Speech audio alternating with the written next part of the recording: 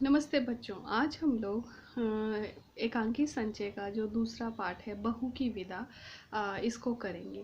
तो ये पाठ जो है वो विनोद रस्तोगी द्वारा रचित है। तो सबसे पहले हम एकांकीकार का परिचय पढ़ेंगे। एकांकीकार का परिचय।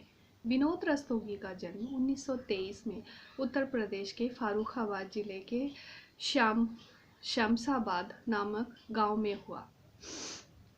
आपकी आरंभिक शिक्षा फारुखाबाद में तथा स्नातक स्तर की शिक्षा कानपुर में हुई।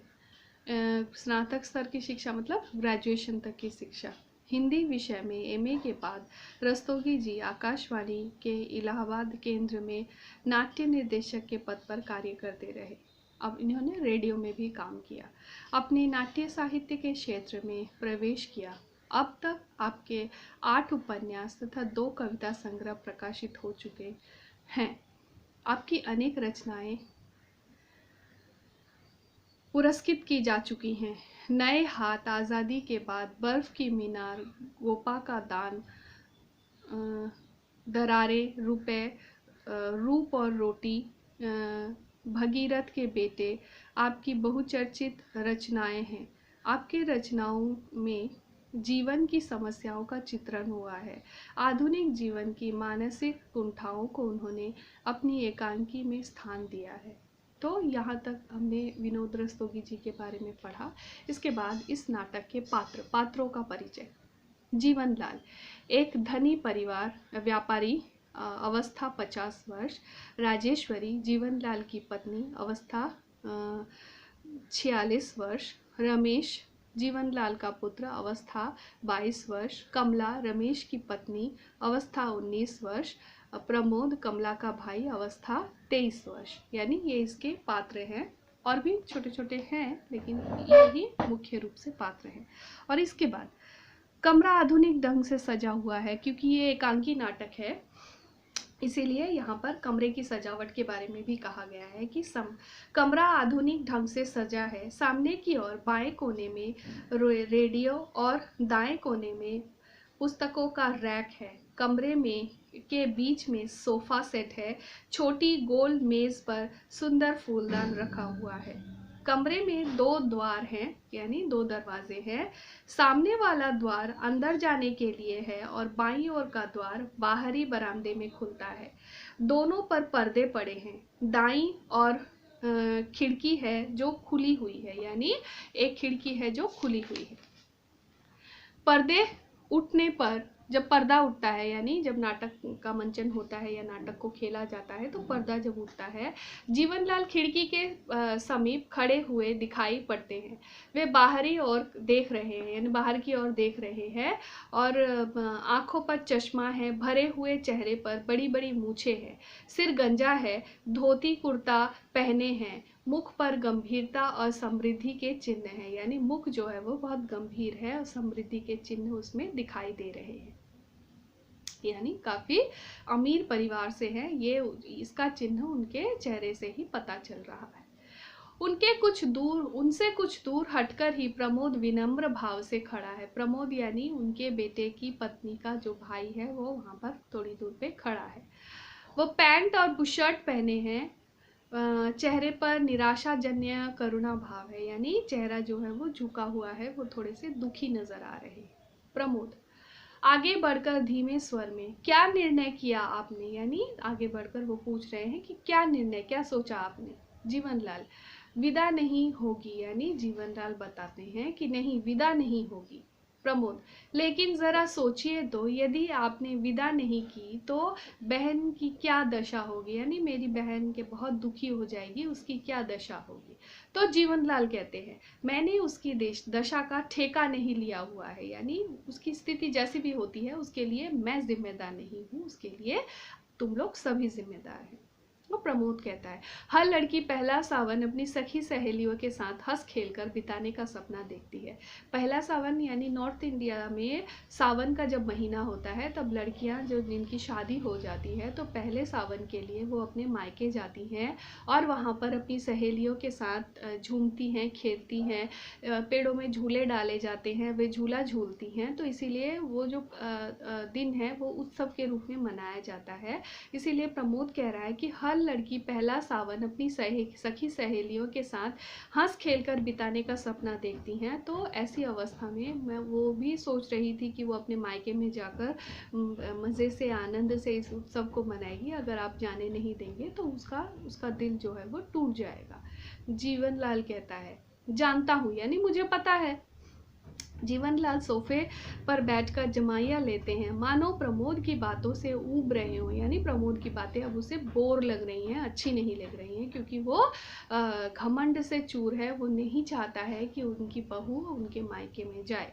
प्रमोद, यह जानकर भी, यानी आपको पता है कि ये उसका पहला सावन है, वो अपने मायके जाना चाहती है, आप फिर भी आप उसे जाने नहीं देना चाहते हैं। तो जीवनलाल कहता है, अपना निर्णय सुना चुका हूँ, विदा नहीं होगी, यानी मैंने अपनी बात कह दी है, मैं उसको विदा नहीं करूँगा। प्रमोद, यदि मैं कमला को बिना लिए ही गया तो माँ का हृदय टूट जाएगा, यानी प्रमोद जो है वो बता रहा है कि अगर मैं कमला को अपने साथ नहीं ले जाता हूँ तो माँ जो है वो बहुत दुखी होगी, माँ का हृदय टूट जाएगा, माँ का दिल टूट जाएगा, माँ बहुत दुखी होगी, क्योंकि माँ जो है वो आस लगा कर बैठी है कि मैं बहन को लेकर जाऊँगा और वो उसकी राह देख रही है, तो फिर आप अब उसको क्यों नहीं छोड़ना चाहती। और जीवनलाल कहता है, मैं मजबूर हूँ, अगर माँ बहन का इतना ही ख्याल था तो दहेज पूरा क्यों नहीं दिया। यानी इतनी देर में पता चला कि क्यों जीवनलाल उनकी अपनी बहू को उसके मायके में नहीं ले जाने देना चाहते हैं या जाने नहीं देना चाहते हैं पहला सावन मनाने के लिए, क्योंकि प्रमोद ने उनका मन चाहा दहेज उनको नहीं दिया, या जितना दहेज वो चाहते थे वो दहेज उन्होंने उसको नहीं दिया, इसीलिए वो अपनी बहू को उनके मायके नहीं जाने देना चाहते हैं। प्रमोद दीन स्वर में, यानी दुखी होकर, बहुत ही दया से कातर होकर, अपनी सामर्थ्य के अनुसार जितना भी हो सका हमने दे दिया, फिर भी अगर, यानी जितना हमारा सामर्थ्य था, जितना मैं दे पाता था, या जितनी मेरी हैसियत थी वो हैसियत मैंने पूरी कर दी, मैंने पूरा दे दिया है, फिर भी अगर कहकर वो चुप हो जाता है। तो जीवनलाल कहता है कड़े स्वर में, अगर तुम्हारी सामर्थ्य कम थी तो अपनी बराबरी का घर देखते, झोपड़ी में रहकर महल से नाता क्यों जोड़ा। यानी अच्छी बात है, तुम्हारी हैसियत थी, तुमने दी, बहुत अच्छी बात है, लेकिन तुम्हारी हैसियत तो झोपड़ी की है, तो तुमने महल से क्यों नाता जोड़ा। यानी तुम लोग गरीब हो तो तुमको अपनी बहन की शादी गरीब लोगों के साथ ही करवानी थी, हम महल में रहने वाले यानी हम अमीर लोग हैं, हमारे साथ तुमको नाता जोड़ने की कोई ज़रूरत नहीं थी।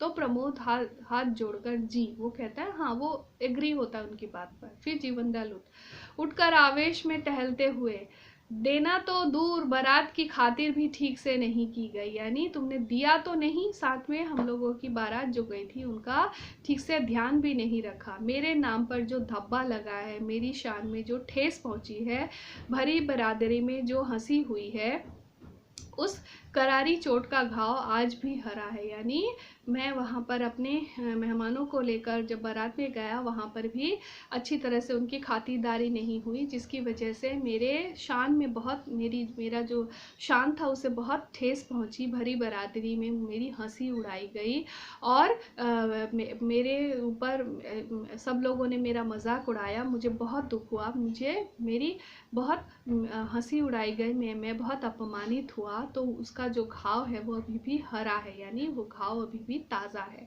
जाओ कह देना अपनी माँ से कि अगर बेटी की विदा कराना चाहते हैं तो पहले उस घाव के लिए मरहम भेजे। यानी अगर वो जो चाहते हैं, वो अगर चाहते अपनी बेटी को अपने घर ले जाना चाहते हैं तो मेरी जो चोट है उसके लिए दवा भेजे।